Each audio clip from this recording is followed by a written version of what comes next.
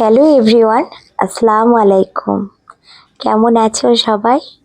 আশা করছি যে যেখান থেকে আমার ব্লগ দেখছো সবাই ভালো আছো। আলহামদুলিল্লাহ আমিও কিন্তু খুব ভালো আছি। মারফাস কিচেন ব্লগে সবাইকে স্বাগত জানিয়ে আবারও আজকে একটা নতুন ব্লগ নিয়ে চলে এসেছি। আশা করছি আজকের ব্লগ তোমাদের খুবই ভালো লাগবে। তো চলো ভিডিওটা স্কিপ না করে দেখতে থাকো। এখন বাজে সকাল 6টা। আমি সকাল 5:30টায় উঠেছিলাম, কিন্তু সকাল 6টা থেকে ব্লগটা শুরু করলাম। আজকে সকাল থেকেই একদম ক্লিনিংয়ের কাজে লেগে পড়েছি। ঘর বাড়ি সমস্ত কিছু পরিষ্কার পরিচ্ছন্ন করে তারপরে সারাদিনের ব্লগটা তোমাদের সঙ্গে শেয়ার করব, তোমরা দেখতে থাকো। আজকের ব্লগটা সকাল 6টা থেকে শুরু করলাম। সকালে ঘুম থেকে উঠেই কিন্তু কাজে লেগে পড়েছি, আর বেশ ঠান্ডাটাও পড়েছে। বাইরে কিন্তু খুব কুয়াশা দেখলাম জানো। সমস্ত ঘরবাড়ি পরিষ্কার পরিচ্ছন্ন করে নিয়ে তারপরে যাব ব্রেকফাস্ট বানাতে, তারপরে রান্না বান্না করব। সিমরার বাবা গেছে বাজারে, বাজারটা নিয়ে এসে দিলে বাজারগুলোকেও গুছিয়ে রান্না বান্না মানে দুপুরে রান্না বান্নাটা করব। তো চলো ব্লগটা দেখতে থাকো। আশা করছি আজকের ব্লগ তোমাদের খুবই ভালো লাগবে। সকাল থেকে সমস্ত গুছিয়ে কাজ, পরিষ্কার পরিচ্ছন্ন, ব্রেকফাস্ট, রান্নাবান্না আর বাজারের বাজার গুছিয়ে রাখা, এই সমস্ত রোজকার কাজ নিয়েই কিন্তু আজকের ব্লগ।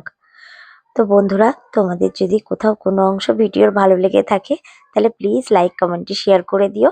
আর যারা নতুন বন্ধু তাদের জন্য আবারও বলছি, প্লিজ বন্ধুরা চ্যানেলটিকে সাবস্ক্রাইব করে পাশে থেকো। মিমির সংসার দিদিভাই আমাকে কিন্তু প্রতিবারেই কমেন্ট করে, আমার খুব ভালো লাগে দিদিভাই, অসংখ্য অসংখ্য ধন্যবাদ পাশে থাকার জন্য আর আমার ভিডিওগুলো মনোযোগ দিয়ে দেখার জন্য। আর নাসিক ঘরকন্যা দিদিভাই, তোমাকে অনেক অনেক অনেক ধন্যবাদ, অনেক ভালোবাসা। তুমি আমার ভিডিও দেখে কমেন্ট করো। আরও যারা আছে ভিডিও দেখো বাট কমেন্ট করো না, সবাইকে কিন্তু অসংখ্য ধন্যবাদ। সবাই ভালো থাকবে, সুস্থ থাকবে, আর আমিও দোয়া করি সবাই যেন আমার পাশে থাকবে। আমাদের মেয়েদের জীবনের গল্প বড়ই অদ্ভুত। মাঝে মাঝে মনে হয় একা থাকতে থাকতে হয়তো বোর হয়ে গেছি, তাই নিজের ইচ্ছাকৃতভাবেই কোনো কিছু ঝামেলার মধ্যে জড়িয়ে যাই। সেটা জানি না কেন আমার সাথেই হয়, বাট এটা আমি কখনোই করতে চাই না, কিন্তু জানি না কেন হয়ে যায়। সেটা ভালোই হোক আর খারাপই হোক, কোনো একটা সমস্যার মধ্যে কিন্তু মাঝে মধ্যেই আমি জড়িয়ে যাই। আর চারিদিকে মানুষ আছে, পরিবার আছে, আত্মীয় স্বজন আছে, সমস্ত কিছু মিলিয়েই যেন আবার না জড়িয়ে থাকলেও কিন্তু মাঝে মাঝে আবার বড্ড শূন্যতা বলে মনে হয়। আমরা মেয়েরা সবাই কম বেশি চাই, মেয়ে কিংবা ছেলে সবাই কিন্তু আমরা চাই যে সমাজে সবার সঙ্গে মিলেমিশে থাকা। সেটা পরিবার হোক, আত্মীয় স্বজন হোক, আর পরিবেশই হোক, সবার সঙ্গে কিন্তু মানিয়ে নিয়ে গুছিয়ে নিয়ে চলতে কার না ভালো লাগে।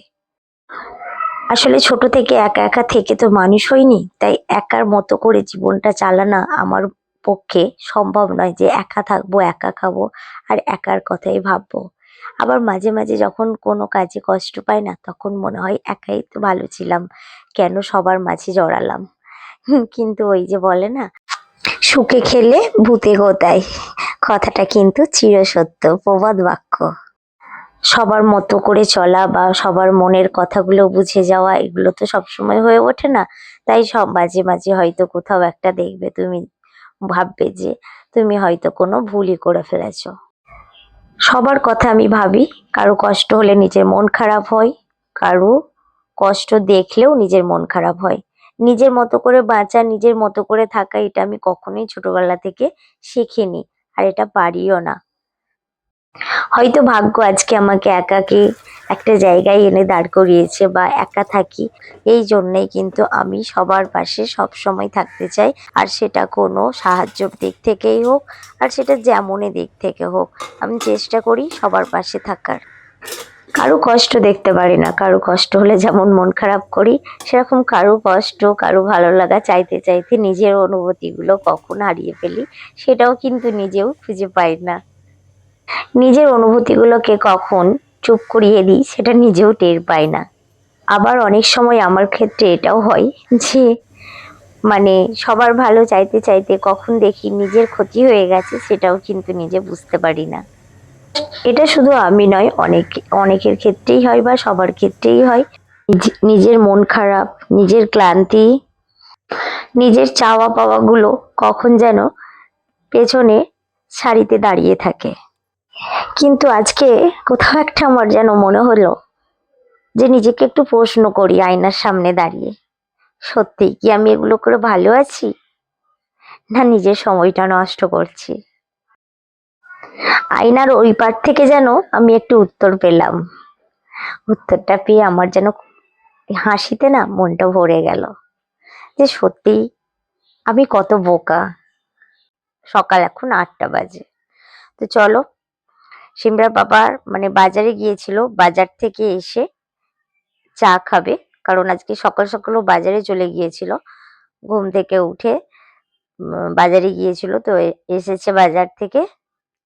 এবার চলো চাটা খেয়ে নিই। আজকে ব্রেকফাস্ট এটা না, সকালের নাস্তা আমি হালকা করে রেডি করে নিয়েছি। দেখো এখানে লিকার চা আর একটু ঝুরি ভাজার সঙ্গে যে চাল ভাজাটা থাকে ওটা, বিস্কিট আর একটু ডিম সেদ্ধ করে নিয়েছি।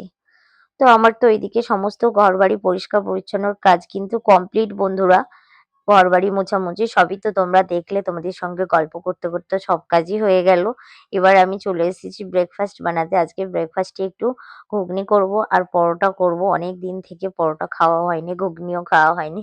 কোথায় একটা খালি মানে সাদামাটা খেতে খেতে যেন লাইফ যেন মনে হচ্ছে একঘেয়েমি হয়ে যাচ্ছে।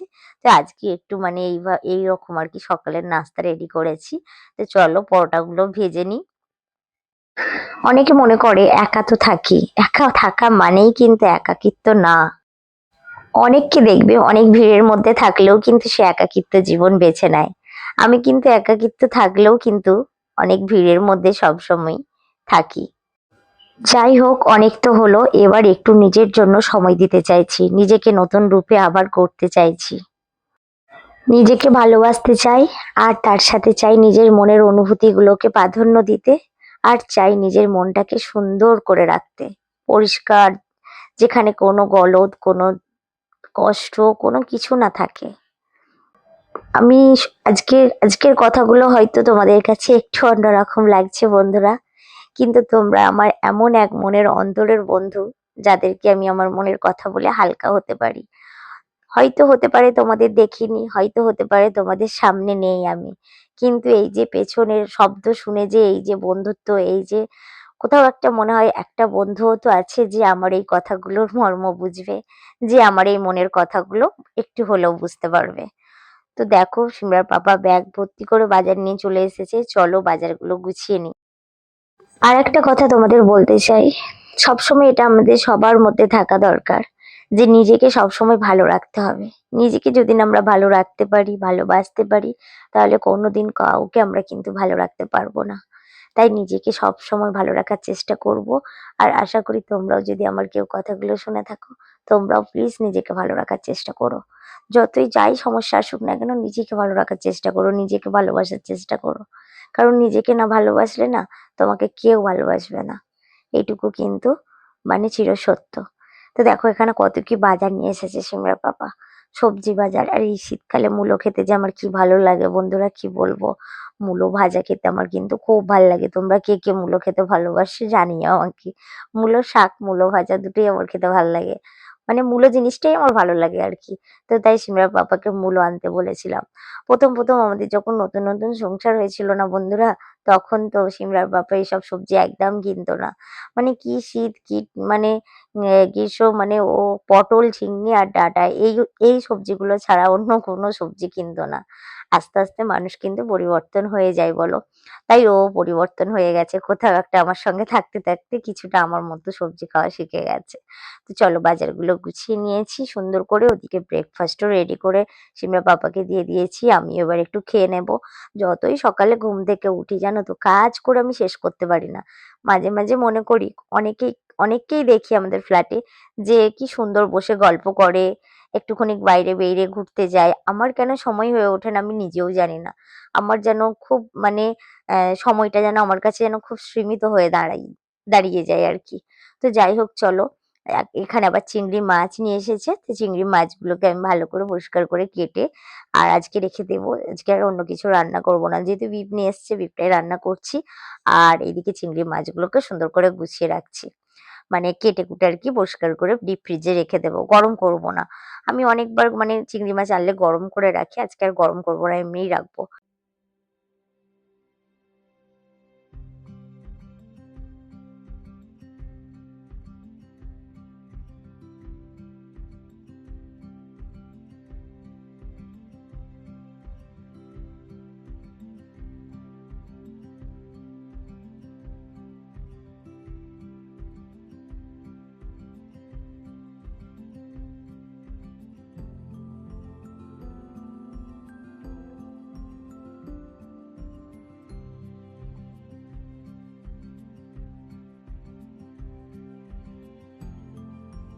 কালকে যদি আর কি পেঁয়াজ টেয়াজ দিয়ে মানে এমনি ঝাল করি, সেই জন্য কাঁচাই রাখছি। তো চলো রান্না বান্না কমপ্লিট, রান্না বান্না আজকে আর শেয়ার করছি না বন্ধুরা। আর এইদিকে দেখো সিমরা বাবাকে খেতে দিয়ে দিয়েছি, এদিকে সিমরাকেও খেতে দিয়ে দিয়েছি। আজকে সিমরা নিজে হাতে খাচ্ছে আর আমি আমার জন্য ভাতটা বেড়ে নিয়েছি। চলো আজকের ভিডিওটা এই পর্যন্ত রাখছি, সবাই ভালো থেকো সুস্থ থেকো, আল্লাহ হাফেজ।